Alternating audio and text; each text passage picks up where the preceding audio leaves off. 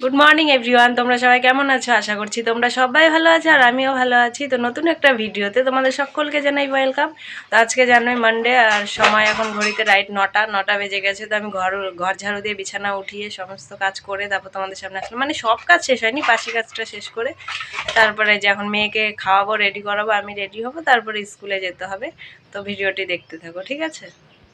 তো এই তো মেয়েকে খাওয়াতে বসে পড়লাম। মেয়েকে খাওয়াতে বসলে যেন 1 ঘন্টা নামে বসে পড়তে হয়। তো আজকে বলছি মাম্মা অন্যদিনের মতো আজকে ওরকম খেলে হবে না, স্কুলে যেতে হবে, যেহেতু 10:30টায় আমাদের রেজাল্ট দেওয়া শুরু হবে। তো 10টার দিকে বেরোতে হবে। তো আগে স্কুলে যেত, তো অভ্যেস হয়ে গেছিলো যে সকালে তাড়াতাড়ি খেতে হবে, বেরোতে হবে।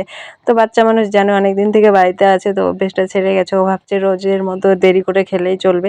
তো আমি বলছিলাম মাম্মাম তাড়াতাড়ি খেয়ে নাও, আজকে কিন্তু স্কুলে যেতে হবে। তো বুঝিয়ে পটিয়ে যে হাজার বকবক করে তারপরে ওকে খাইয়ে নিলাম। ঠিক আছে, তো খাওয়া হয়ে গেল। তারপরে যে বিছানা তো সকালেই উঠিয়েছি, তো এখন বিছানাটা আবার পরিষ্কার করে নিলাম। দেখেছো বই খাতা দিয়ে ছড়িয়েছে, তো রেডি হয়ে নিলাম। রেডি হয়ে যে বেরোচ্ছি। হ্যাঁ চল চল থাক। হ্যাঁ, তো এই যে মহারানী চললেন আগে আগে, স্কুলে যাবে। প্রচুর খুশি, প্রচুর আনন্দ। এই কদিন বাড়িতে ছিল, তো ওখানে ষাড়গরু দেখেছিল, তাই চিৎকার করছিল। ষাড়গরুটার নাম বুদারু, তাই বলছিল মা বুদারু।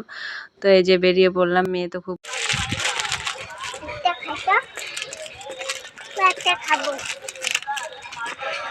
ওয়াই ওয়াই নিয়ে নিল দোকান থেকে।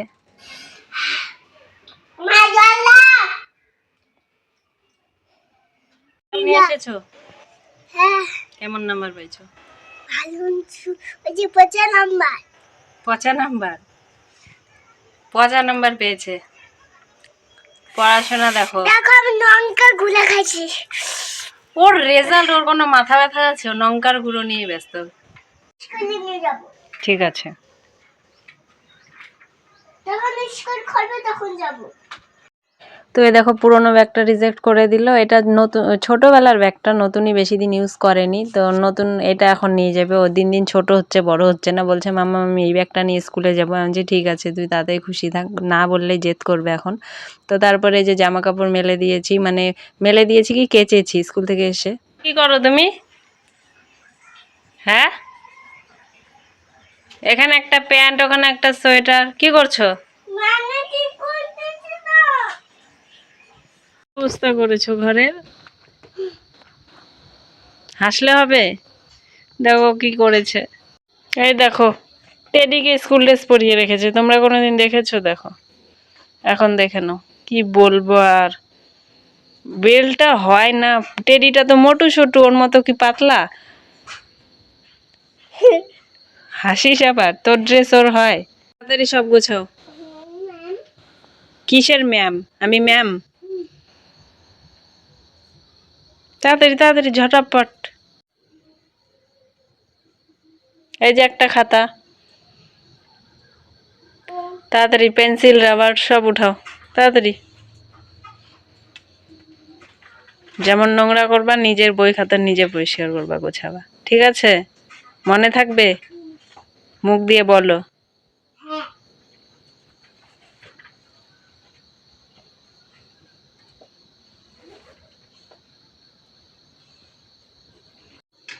ওরকম শুয়ে শুয়ে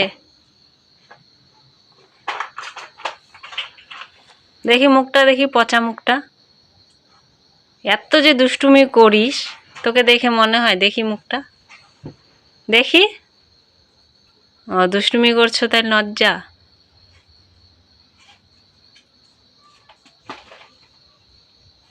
তো দেখো বন্ধুরা, আমি বসেছিলাম, হঠাৎ করে দেখছি ও বালিশ নিয়ে বিছানা করা শুরু করে দিয়েছে। মানে আমার মাথাটা ব্যথা করছিল খুব।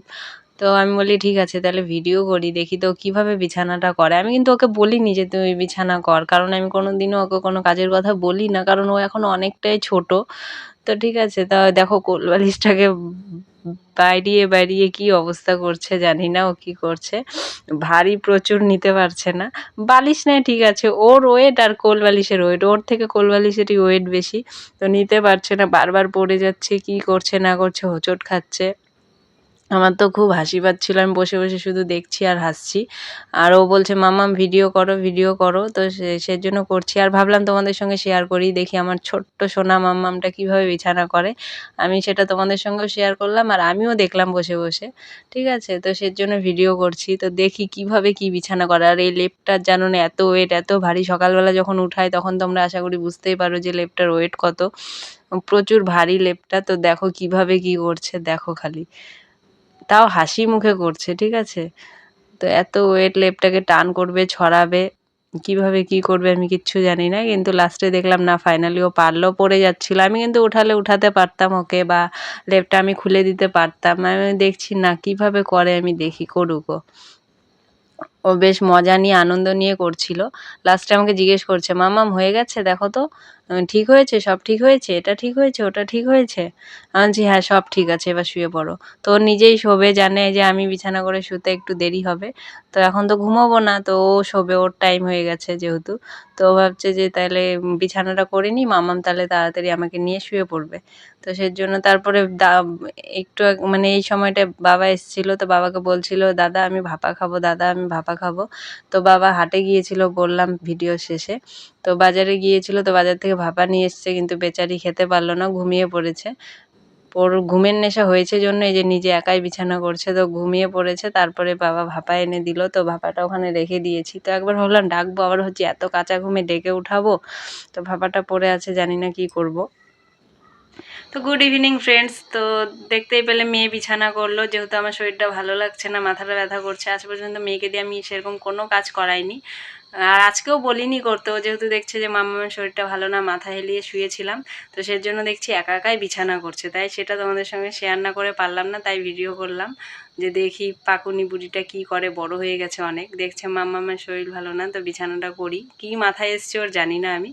তো একাই বিছানাটা করছিল। তো এখন একটু শোবো, শুয়ে রেস্ট নেবো। বাবা গেছে বাজারে, তো বাবা বাজার করে আনুক, রান্না এখনও হয়নি। তো দেখি মা করবে না আমি করব। ভিডিওটি এখানে এন্ড করছি। ভিডিওটি ভালো লাগলে অবশ্যই লাইক কমেন্ট শেয়ার আর সাবস্ক্রাইব করে আমার পাশে থেকো। আর তোমরা, আশা করছি তোমরা ভালো আছো। তো তোমরা সবাই ভালো থেকো, সুস্থ থেকো আর সাবধানে থেকো, আর আমার পাশে থেকো। Tata, bye bye.